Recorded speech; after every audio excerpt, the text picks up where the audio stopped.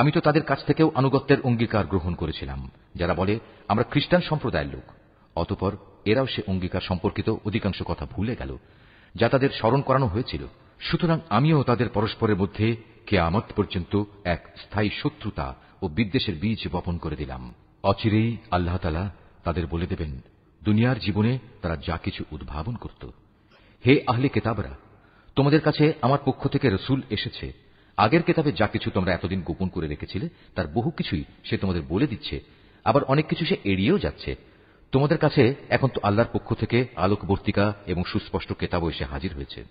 যে আল্লাহর সন্তুষ্টি লাভ করতে চায়, এই কেতাব দ্বারা আল্লাহ তাআলা তার শান্তি ও নিরাপত্তার পথ বাতলে দেন। অতঃপর তিনি তার অনুমতিক্রমে তাদের জাহেলিয়াতের অন্ধকার থেকে ঈমানের আলোতে বের করে আনেন, আর এভাবেই তাদের তিনি সঠিক পথে পরিচালিত করেন। নিশ্চয়ই তারা কুফরি করেছে, যারা বলেছে মারিয়ামের পুত্র মসিহ আল্লাহ। হে মুহাম্মদ, তুমি তাদের বলো, আল্লাহ তাআলা যদি মারিয়াম পুত্র মসিহ, তার মা ও গোটা বিশ্ব চরাচরে যা কিছু আছে সবকিছু ধ্বংস করে দিতে চান, এমন কে আছে যে আল্লাহ তাআলার কাছ থেকে এদের রক্ষা করতে পারে?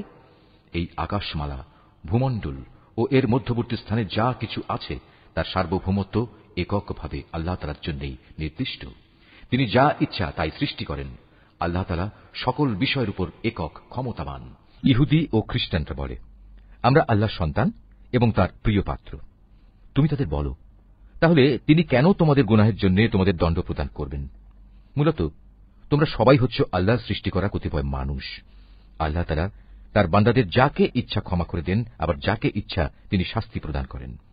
আসমান সমূহ ও জমিনের মধ্যবর্তী সব কিছুর একক মালিকানা আল্লাহ তাআলার জন্য নির্দিষ্ট। সব কিছুকে তাঁর দিকেই ফিরে যেতে হবে। হে আহলে কিতাবরা, রসুলদের আগমন ধারার উপরেই আমার পক্ষ থেকে তোমাদের কাছে একজন রসুল এসেছে।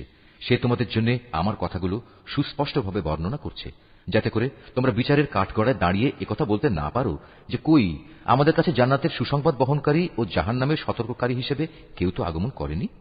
আজ সত্যি সত্যি তোমাদের কাছে সুসংবাদবাহী ও সতর্ককারী একজন রসুল এসে গেছে। বস্তুত আল্লাহ তাআলা সর্ববিষয়ে শক্তিমান।